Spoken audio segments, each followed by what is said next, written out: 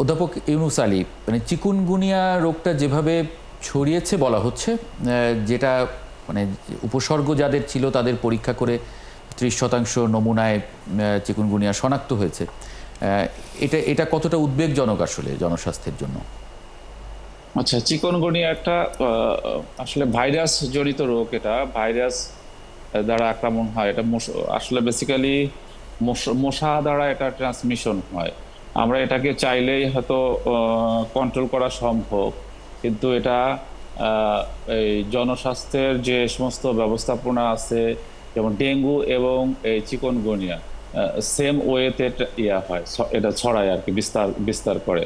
কিন্তু আমাদের এখানে দেখা যাচ্ছে এভাবে মশাগুলোকেই কন্ট্রোল, মশক কন্ট্রোল, মশক নিধন যে পদ্ধতি, এটাকে জোরদার করা হচ্ছে না। এই জন্যই আমরা এটাতে আমাদের প্রচুর জনগণ এটাতে অ্যাফেক্টেড হচ্ছে। এবং হাসপাতালগুলোতে যে আপনারা যেটা আলোচনা করছিলেন, আমি শুনছিলাম যে হাসপাতালগুলোতে চিকনগুনিয়া এবং ডেঙ্গুর প্রচুর রোগী। এবং এটা বেসিক্যালি এরকম ফাটাল ডিজিজ না, এটাতে মৃত্যুবরণ করে না, কিন্তু স্বাস্থ্য ঝুঁকি এবং এটাতে যে মানে দীর্ঘদিন অসুস্থ হয়ে বিছানাতে বিছানাতে শয্যাশায়ী হয়ে থাকে। এটাতে প্রচুর জ্বর হয়, এই যে জয়েন্টে পেইন হয়, মানুষগুলো কিছুটা মানে অনেক চিকনগুনিয়ার পেশেন্টকে আমরা দেখেছি যে কিছুটা বিকলাঙ্গের মতো হাঁটতে পারে না, এরকম মানে জয়েন্ট পেইনই এটা হলো মেইন ইয়া। তারপরে আপনার যেটা আরো যে উপসর্গগুলো থাকে, যেমন স্কিন র্যাশ হয়, তারপরে আপনার এই যে রোগী খুব দুর্বল হয়ে যায়, ফেটিক বলি আমরা, ফেটিক হয়ে যায়।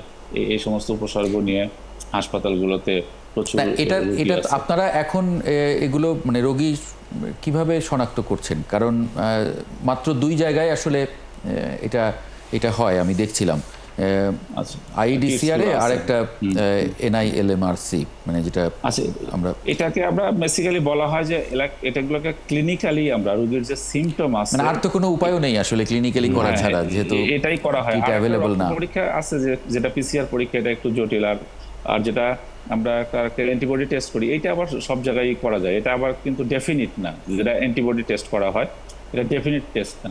মানে এটা আমরা কে বলি একটা ইনডাইরেক্ট এভিডেন্স আর কি। ডাইরেক্ট এভিডেন্স যেটা যেটা আপনি যেটা বলছিলেন যে 2টা জায়গাতে হয়, ওটা ওই যে পিসিআর পরীক্ষাতে করা হয়, ওটার জন্য কিটস লাগে। ওটার তো অপ্রতুলতা আছে, মানে সাপ্লাই এর ঘাটতি আছে।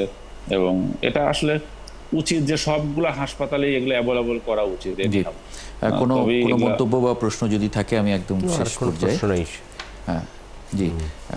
তাহলে এদের আমার একটা ছোট্ট প্রশ্ন আছে যে মানে চিকুনগুনিয়া হবার পরে বলা হচ্ছে যে 96%-এর মানে জয়েন্টে পেইন থাকবে, 29%-এ ক্লান্তি থাকবে, 19%-এর ক্ষেত্রে মানে ফুলে যেতে পারে জয়েন্টগুলো, এরকম এই উপসর্গগুলো থাকবে এবং দীর্ঘদিন থাকে, দীর্ঘস্থায়ী উপসর্গ। মানে এগুলোর চিকিৎসা বা এগুলোর কোনো মানে কি ধরনের ডেফিনিট ওইরকম চিকিৎসা নাই। এটা আসলে যে আপনি যেটা বলেন উপসর্গকেই চিকিৎসা করতে হবে। আচ্ছা, উপসর্গ যেটা, যেমন ব্যথা থাকলে ব্যথার ওষুধ দিতে হবে, এবং ব্যথার ওষুধটাকে একটু সাবধানতার সহিত দিতে হয়। যেমন আমরা সাধারণত প্যারাসিটামল দিয়ে চিকিৎসাটা শুরু করি, এবং এটাকে ব্যথা এবং যে জ্বর থাকে এটার উপসর্গটাকে লাঘব করে।